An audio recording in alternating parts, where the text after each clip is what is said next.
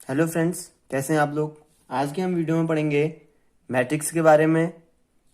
उसके बाद हम देखेंगे ऑर्डर ऑफ ए मैट्रिक्स, आव्यूह की कोटि। उसके बाद हम पढ़ेंगे आव्यूह के प्रकार यानी कि टाइप ऑफ मैट्रिक्स। सबसे पहले देखते हैं आव्यूह किसे कहते हैं या मैट्रिक्स किसे कहते हैं। तो मैट्रिक्स है हमारा नंबर या फंक्शंस का एक रेक्टेंगुलर ऑर्डर होता है। ठीक हो गया, रेक्टेंगुलर ऑर्डर होता है और हमेशा इसको रेक्टेंगुलर जैसे रेक्टेंगुलर इस टाइप से इसके अंदर लिखा जाता है, इनके अंदर लिखा जाता है रेक्टेंगुलर। तो जो इसके अंदर के एलिमेंट होते हैं, इसके अंदर जो हम लिखेंगे तो उनको कहते हैं मैट्रिक्स के एलिमेंट। ठीक हो गया, मैट्रिक्स के एलिमेंट कहते हैं उनको।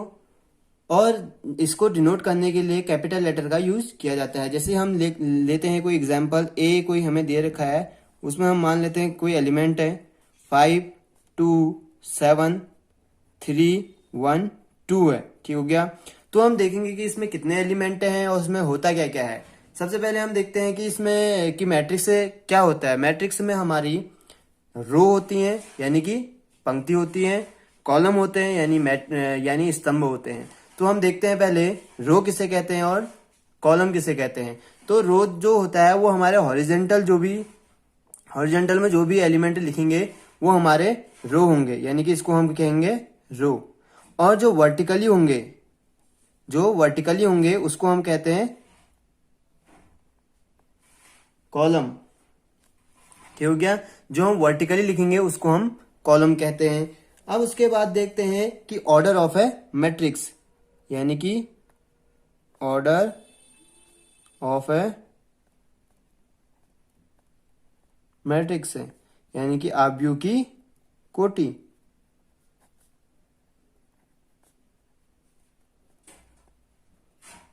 आव्यूह की कोटि देखने के लिए हमें एग्जाम्पल से समझेंगे कि आव्यूह की कोटि क्या होती है। तो फॉर एग्जाम्पल हम कोई मैट्रिक्स ले लेते हैं, उसके अंदर एलिमेंट ले लेते हैं 1 2 3 0 7 1 5 0 2।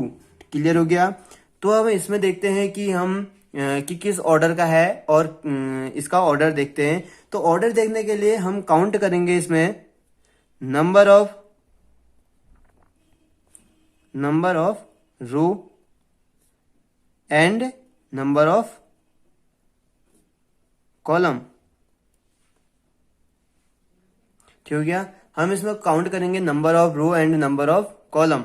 सॉरी, ये कॉलम दिख नहीं रहा है तो मैं इसको यहां पे लिख देता हूं। तो सबसे पहले नंबर ऑफ रो काउंट करने के लिए देखते हैं, ये जो हमारा हॉरिजेंटल होगा वो हमारा रो होगा, यानी कि ये भी हॉरिजेंटल है, ये भी हॉरिजेंटल है, ये भी हॉरिजेंटल है। ठीक हो गया, तो इसका मतलब पहला हो गया ये दूसरा सेकंड हो गया, ये थर्ड हो गया। ऐसे हम कॉलम में देखते हैं कितने कॉलम हमारे, ये वर्टिकली 1 हो गया, ये वर्टिकल 2 हो गया, ये वर्टिकल 3 हो गया, यानी कि 1 2 3।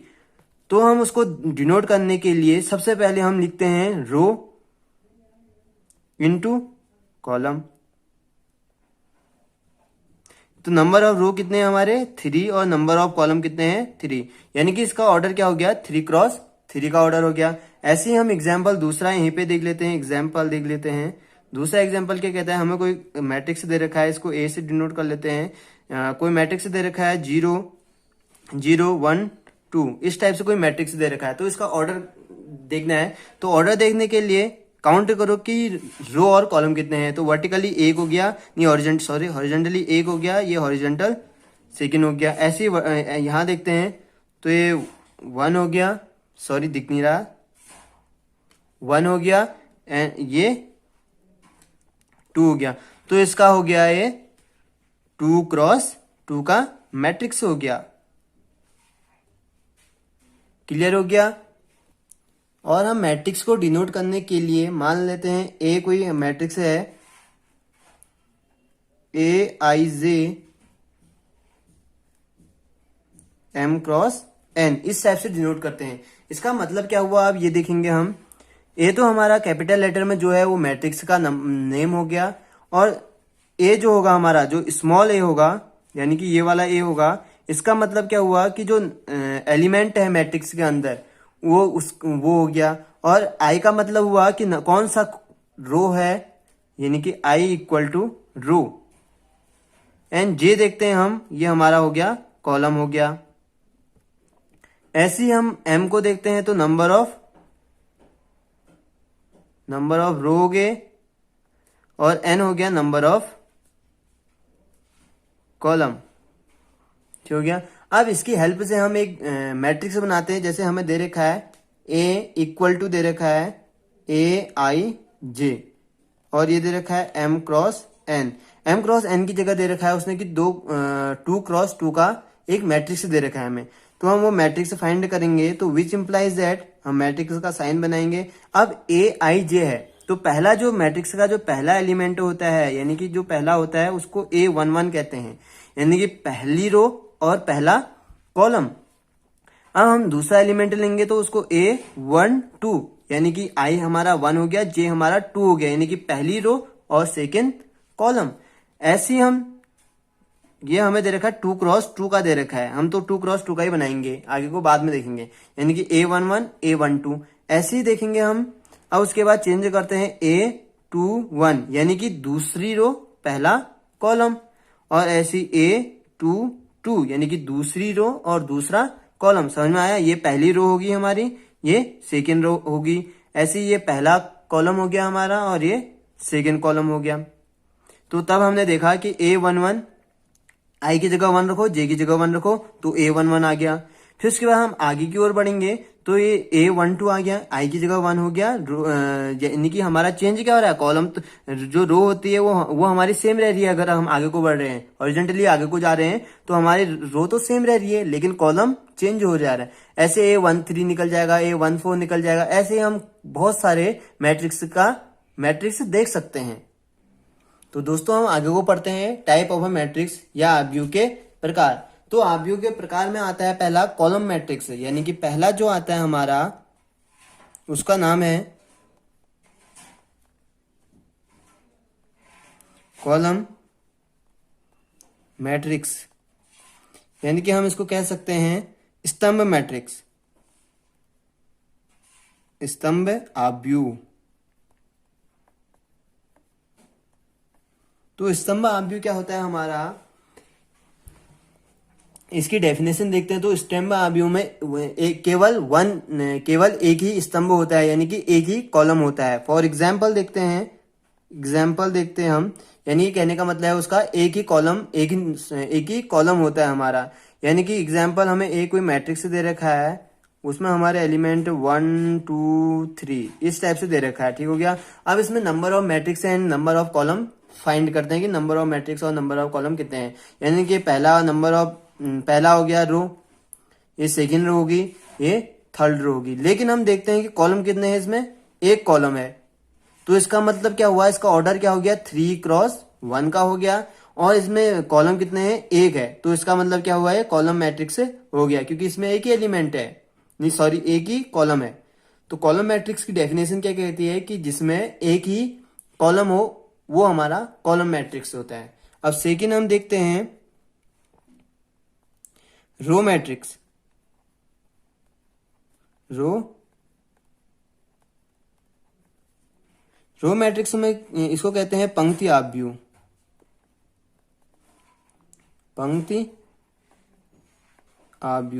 तो हम देखेंगे कि पंक्ति आव्यूह क्या कहता है। पंक्ति आव्यूह वो आव्यूह होता है हमारा जिसमें केवल क्या होता है, ओनली 1 रो।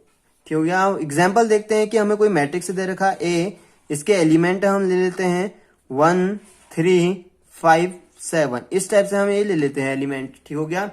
तो अब इसमें देखते हैं कि एलिमेंट है, कितने एलिमेंट हैं और कितने रो है, कितने कॉलम है। तो ये कॉलम तो रो तो हमारा वर्टिकली नहीं सॉरी हॉरिजेंटली तो एक ही जा रहा है, यानी कि एक रो हो गया हमारा। अब उसके बाद हम कॉलम फाइंड करते हैं। तो 1 2 1 2 3 एंड 4, यानी कि हमारे 4 कॉलम है। तो इसको लिख देंगे हम 1 क्रॉस 4।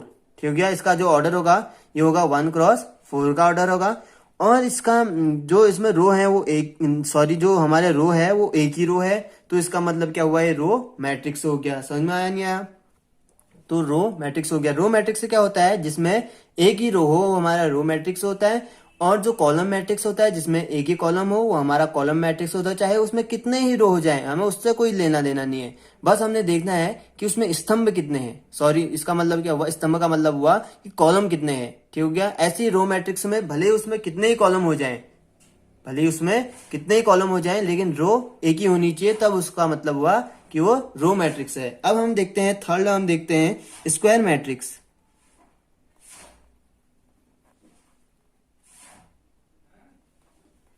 स्क्वायर मैट्रिक्स को हिंदी में कहते हैं वर्ग आव्यूह।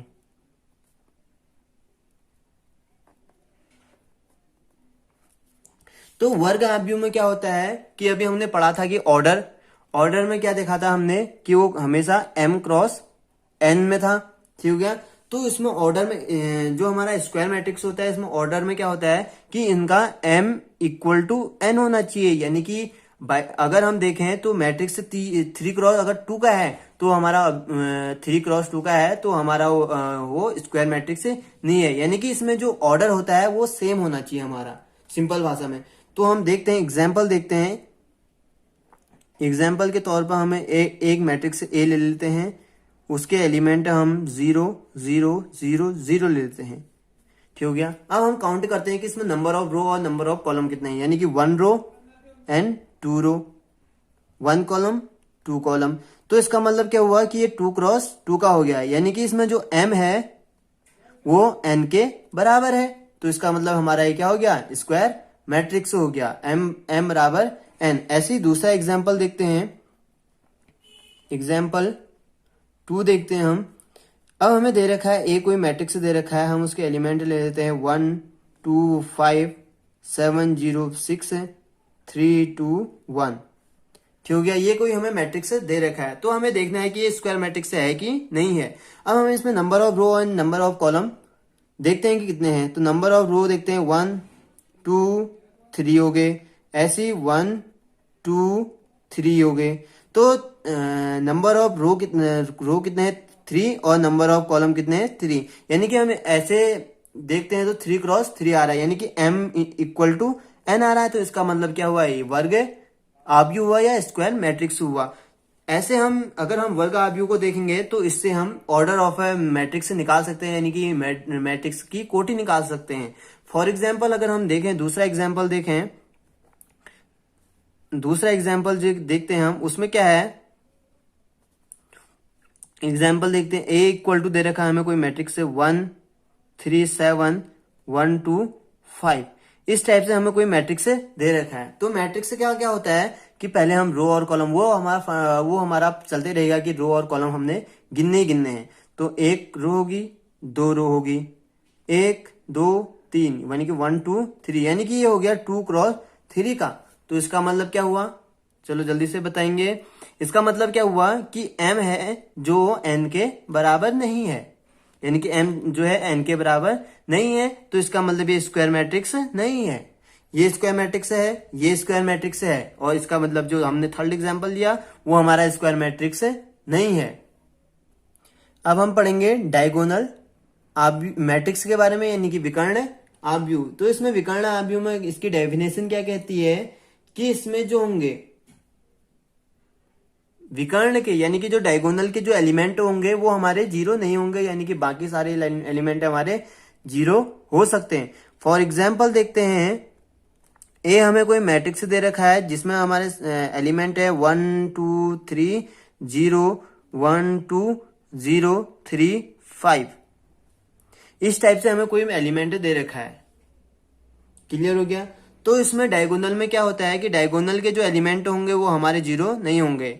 अब यानी कि हम इसका ऑर्डर देखते हैं 1 2 3 1 2 3। अब हम इसको सीधे लिख देते हैं 3 क्रॉस 3 का हो गया, यानी कि ये इसका मतलब क्या है, स्क्वायर मैट्रिक्स है। ठीक हो गया, क्योंकि m इक्वल टू n है तो इसका मतलब ये स्क्वायर मैट्रिक्स है।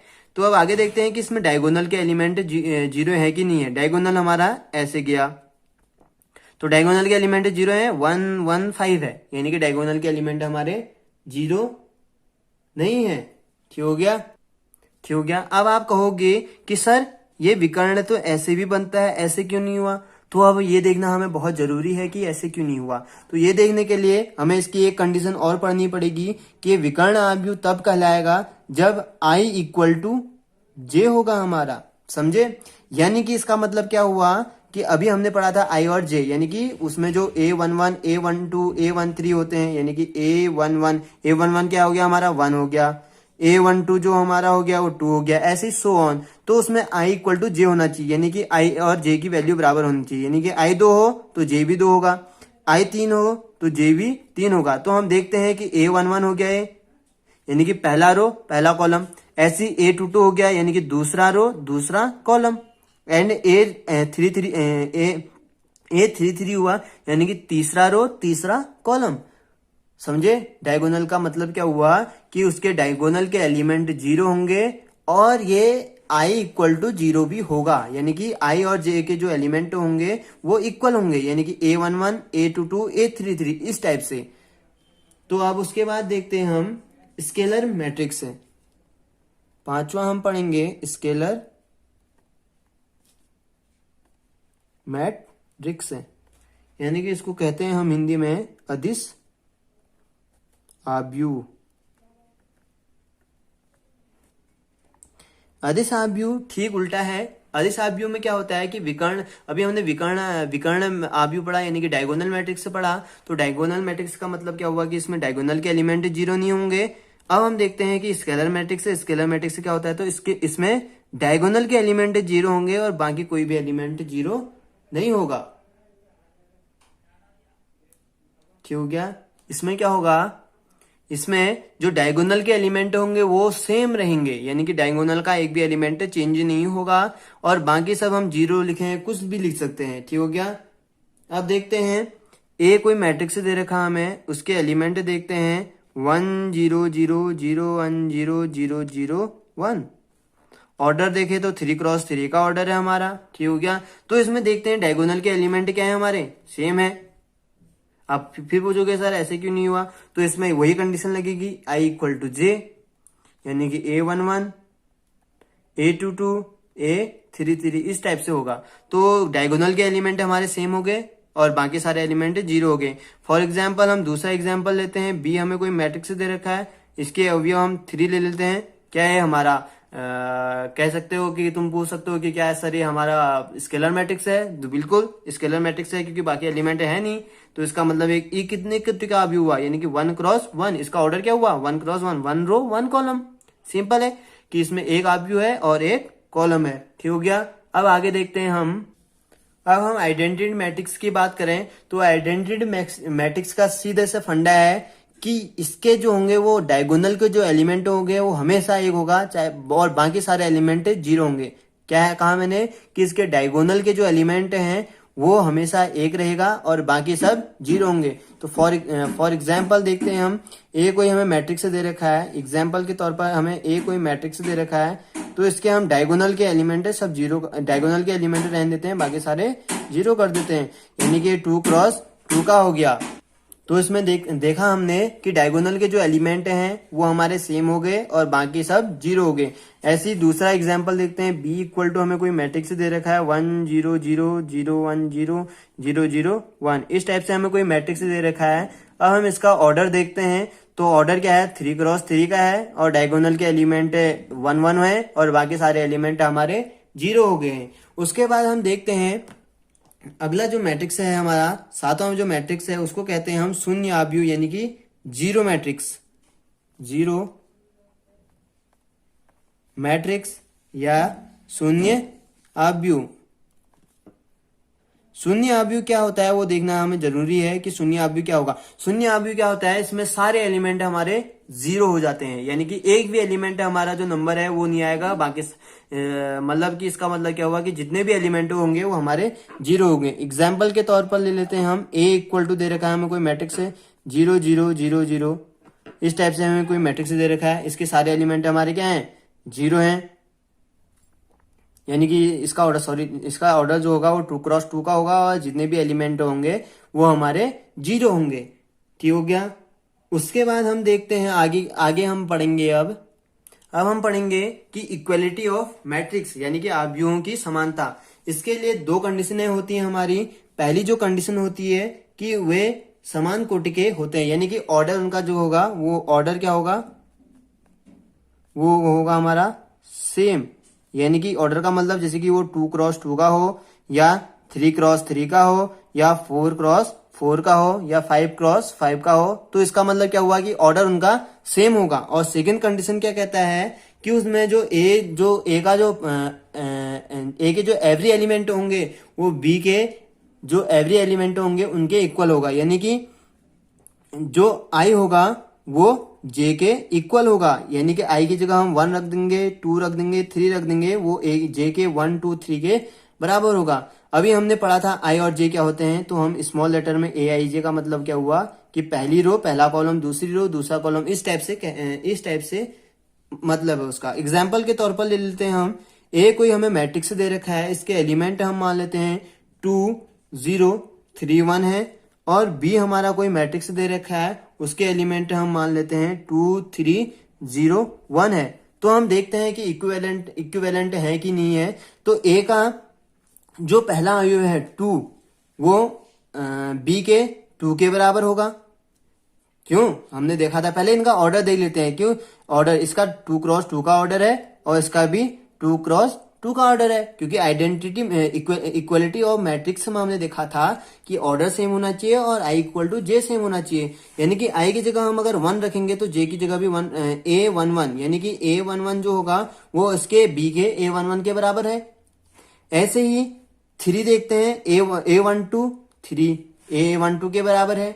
ऐसे ही 0 देखते हैं, वो हमारे 0 के बराबर है। 1 जो है वो हमारे 1 के बराबर है। तो इसका मतलब क्या हुआ, इक्वलिटी ऑफ अ मैट्रिक्स देखने के लिए हमें ऑर्डर देखना चाहिए कि उनका ऑर्डर सेम है कि नहीं है। उसके बाद देखना चाहिए कि जो उनके एलिमेंट हैं वो क्या इक्वल हैं। अगर वो इक्वल है तो इक्वलिटी ऑफ ए मैट्रिक्स होगा। अगर हमारा ये कोई भी कंडीशन अप्लाई नहीं करता है, यानी कि हमारा ऑर्डर अगर सेम नहीं है तो इक्वलिटी ऑफ मैट्रिक्स नहीं है। अगर हमारे एलिमेंट सेम नहीं है तो इक्वलिटी ऑफ मैट्रिक्स नहीं है। ठीक हो गया। आज की वीडियो हम बस इतना ही पढ़ते हैं। अब अगली वीडियो में हम इसकी एक्सरसाइज करेंगे। तो एक्सरसाइज देखने के लिए आप अगली वीडियो जरूर देखें। धन्यवाद।